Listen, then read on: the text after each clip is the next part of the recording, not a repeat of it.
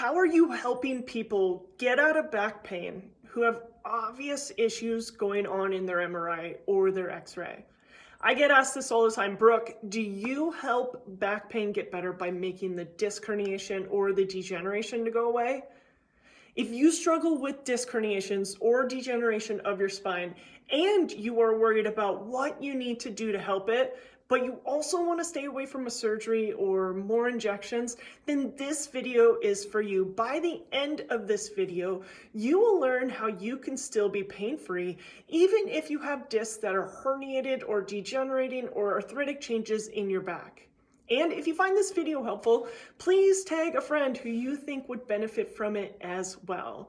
In case you don't know who I am, my name is Dr. Brooke Olson. I am the co-founder of the Physio Revolution here in Denver, Colorado, and I've made a career for myself helping hundreds of people who have suffered from chronic back pain get back to being active and enjoying life once again. The biggest concerns I hear from my clients is how they have degeneration of their discs or arthritic changes on their X-ray or a bulging disc on their MRI that a doctor has told them is causing their back pain. And for most, it's really scary knowing that they have these changes going on in their spine. And on top of that, a doctor has told them that this disc herniation, stenosis, or degeneration is what's causing their back pain in the first place, which can only mean that they get even more concerned about how to fix this deeper, bigger issue underneath their skin. It's not like a cut on your finger, right? You cut yourself with a knife while chopping up veggies, and what do? Put pressure on it, wait for the bleeding to stop, and then you'll put a Band-Aid on it. But you cannot do that with your back. A doctor told you it's messed up deep inside, causing your back pain, but you can't just put pressure on it, wait for it to stop causing pain, and then put a Band-Aid on it like you do with cuts. Obviously, this is much more scary and stressful for people.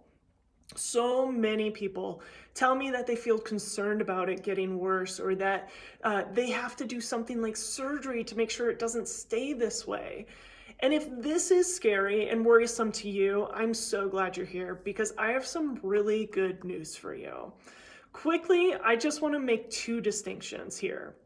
Number one, I know my oath to the healthcare system is to tell the facts from research, and I also know that many times I do go against the grain of what the medical professionals are pushing, and I like to challenge your current thinking of what someone else has told you to be true, because research might tell differently. So if you're looking for surgery and you think that this is the best route for you, you will not benefit from this video. You should just leave now.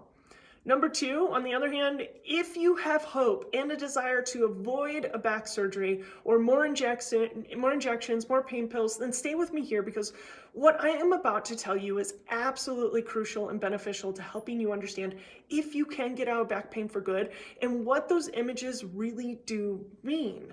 So let me hop on over to my computer so I can show you just a few distinct studies that I think will likely help you understand if you need surgery or not for your back pain. So really quick here, this is a great study. This is where I also just get to nerd out for a few seconds. This study happened back in 2015 and they took 3,200 people, and that's a lot of people in a study. So a really good size study. All of the 3,200 people had received MRIs because the researchers wanted to see what was going on in their spine as they aged. Then they broke them up by age, right, as you see here. So you got people in 20s all the way to their 80s in a category of their age. And, but here's the key kicker that you probably see in the headline here. Asymptomatic, meaning they had no pain whatsoever, and they didn't complain of any issue going on with pain-wise in their back. So here's what they found out, and I'm gonna make this super simple. There's some terms on here that you might know, but I'm just gonna explain them. We know that the disc, right, here's a disc. We know that it's a jelly-filled donut between our bones in our spine. And we have degeneration, which just means breakdown. So we have breakdown of a jelly-filled donut or a disc. Now, I'm just gonna randomly pick 50-year-olds, let's say. Out of those 3,200 people in this age category, 80% of them already had disc degeneration of their spine with absolutely no pain, right? Keep going to your 60s, you have an 88% chance of having disc degeneration, or 88% of the people did have disc degeneration. Only 12% did not. 70s, only 7% of the people did not have disc degeneration. 96 of the 80-year-olds did, right? And I'm going to go back to my age, even in my mid-30s, 52% of the people in this category had disc degeneration. But let's pick another one, because I really enjoy the study. I think a lot of people complain about a disc bulge as well. Disc herniation, disc bulge, different thing, but kind of the same. So let's talk about that. Bulging disc, you see a little bit of a bulge, and then on herniated disc, you see a little bit more. So it's just how far that bulge is happening. But let's go and we'll talk about these studies again. So for me in my 30s, I have a 40% chance that I have a disc bulge in my spine, right? Or 40% of the people had disc bulges at the age of only 30, or the categories of 30 to 39. And then it just keeps growing here as we keep going along. 50-year-olds, 60% of them did, 77% at 70, and 84% at 80s. It just keeps growing. And one more point to make out, because I know a lot of people go through arthritic changes in your spine, facet degeneration is of that nature as well. What is a facet degeneration? I hate this picture, just so you know. This isn't normally what facet degeneration or arthritic changes have to look like. It's not red. It just points out the area of the facet. This is where the bones or the vertebra connect to make a little joint. This is the facet in your spine. So we have a little joint back in our backs to keep all of our bones together, if you would. Now let's look at the results, right? At the age of 60, 50% of the people already have arthritic changes happening in their spine. But again, no pain. 4% of them in their 20s already had arthritic changes. 9% of the 30-year-olds already had arthritic changes. In your 80s, 83% of them already had arthritic changes, excuse me. That's huge, guys. This is huge, because all of these people, again, no pain whatsoever. So I really believe that this study in general just begs a certain question, right? And the question is this: if they don't have back pain, and this is happening naturally over time in people's bodies, as we can see, is this the actual reason my back hurts in the first place? And that's huge, right? I like to think about it in this way. We have wrinkles on our face as we age, right? But these wrinkles we start to see as we get older don't hurt, right? When you smile, do your wrinkles hurt? No. Just like you have wrinkles and you smile, it doesn't hurt. So does our back have wrinkles on the inside, as we can see, and they don't have to hurt either. So all in all, what I know with this study is that disc degeneration, arthritic changes, herniations, or bulges, none of them have to be painful. There's likely other reasons your back is hurting. Here's more information I think is beneficial for those people suffering with back pain who've been told they need a surgery to know. Did you know that research out of the National Institute of Health shows that about 50% of back surgeries result in no better outcomes than just by random chance?